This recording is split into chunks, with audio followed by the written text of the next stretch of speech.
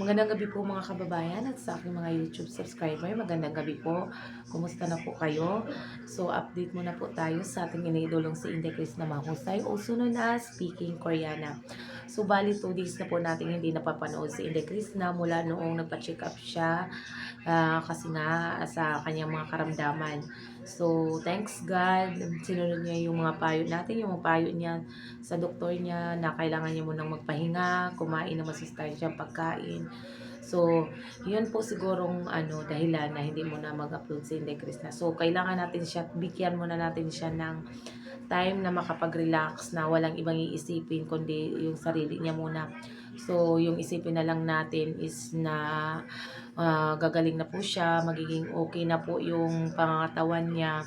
Kahit hindi man natin siya nakikita, think positive lang po tayo na sana okay si Chris na kasi makikita natin yung mga vlog ni Inday Ugdot kahit hindi niya binabanggit si Inday Chris na.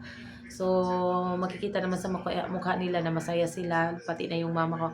Nagpapasalamat po nga po tayo na parang gumagaling na po talaga yung mama ni Inday Chris na bumabalik na naman siya sa pag-akyat ng bundok at makikitaan na po natin siya ng ngiti sa mukha. Tapos parang hindi na po siya na nahihiya sa camera kasi tumitingin na po siya sa camera. So parang nasasanay niya tong mama ni Inday Chris na kasi dati mahihain talaga to, ayaw tumingin sa camera. Yung papa lang niya, yung jaling-jali talaga na makikisali sa mga vlog nila ni Inday Chris na. Pero ngayon, sumasama na po siya sa mga vlog ni Inday Ugdot.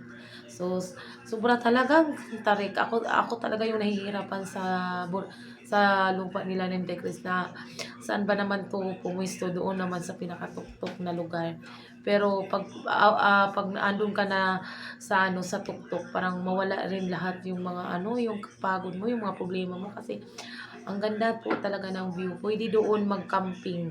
Oo, yung mga hilig na mga yung mahilig mag-camping. Subukan yung pumunta doon sa lugar ni Inday Chris na doon sa lupa ng kanyang papang ang lamig pa ng hangin. So ang view kitang-kita ang lawak na makikita mo doon kaya bumabalik sila ni Chris na tapos Inday Ugdot doon kahit nahihirapan sila sa pag-akyat, lalong-lalo na 'to si Inday Ugdot, karga-karga talaga. 'Pag umaakyat hindi puwede wala siyang dala. Karga-karga niya yung yung pamangkin niya. Kahit nahihirapan niya, yung hinga niya naghahabol na.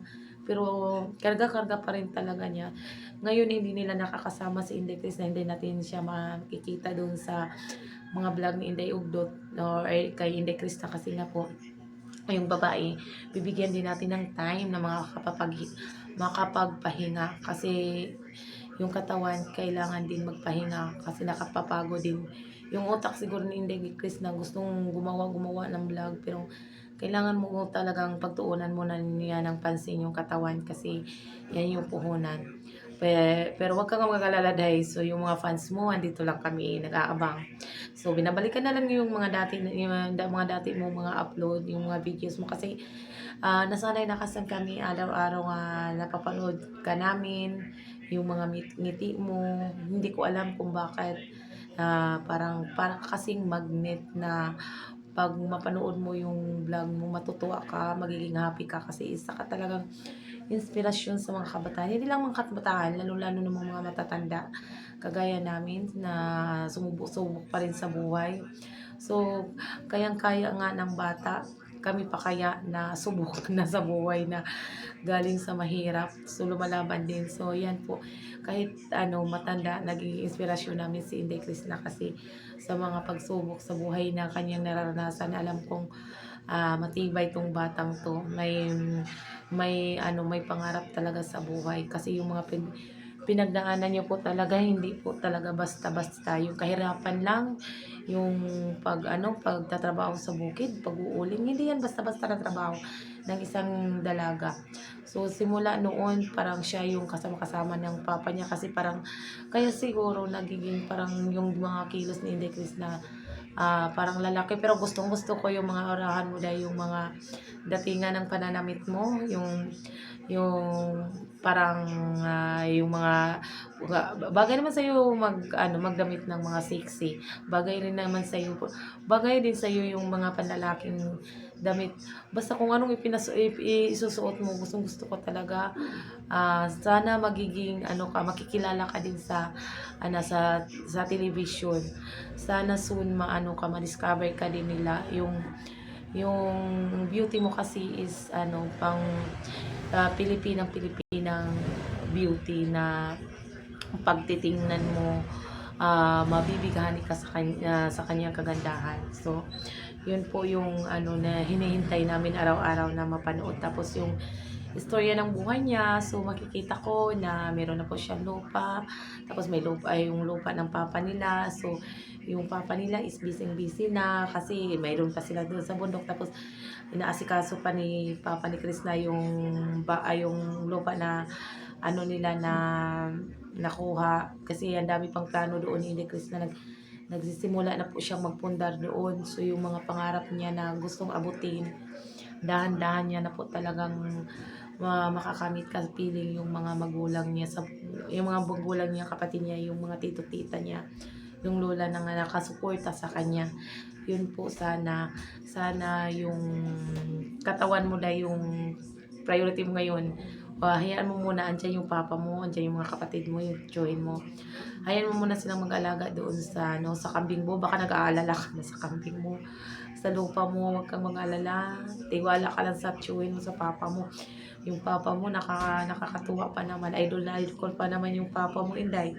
O yung mga hirit ng papa mo, sus, nakakatuwa, sobrang nakakatuwa. Kaya nga gusto ko po sila na masama, makita sa mga vlog mo.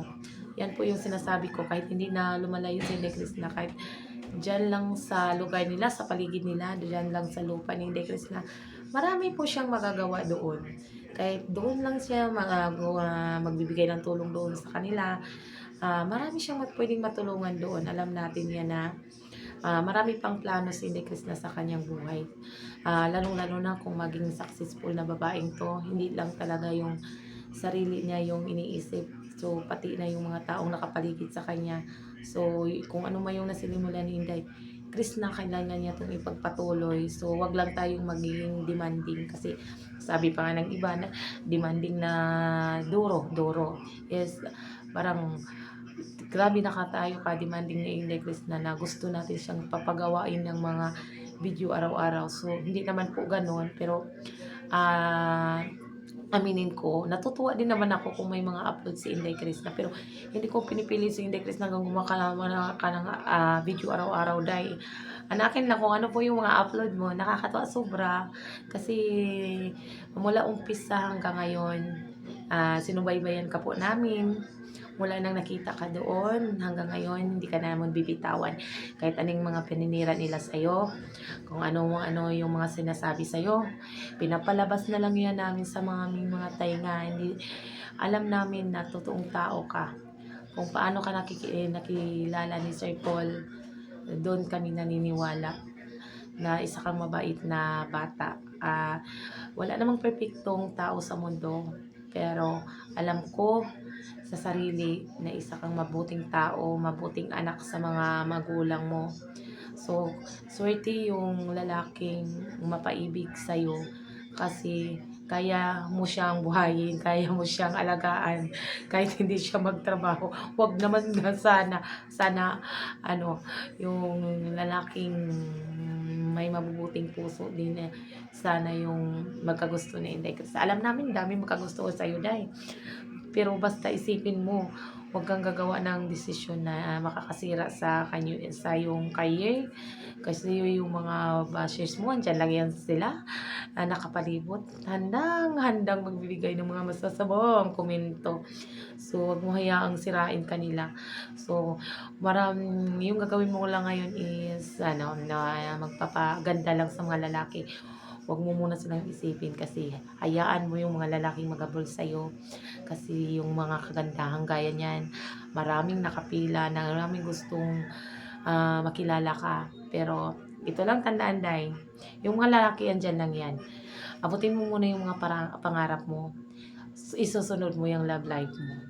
Basta nakapisto ka na, okay na lahat. Perfect na yung buhay ng mga magulang mo. Kung hindi man maging perfect, basta okay na yung flow ng yung buhay. Aks na kami, mag-asawa ka na. So, yun lamang po. Maraming salamat. At good evening po, everyone.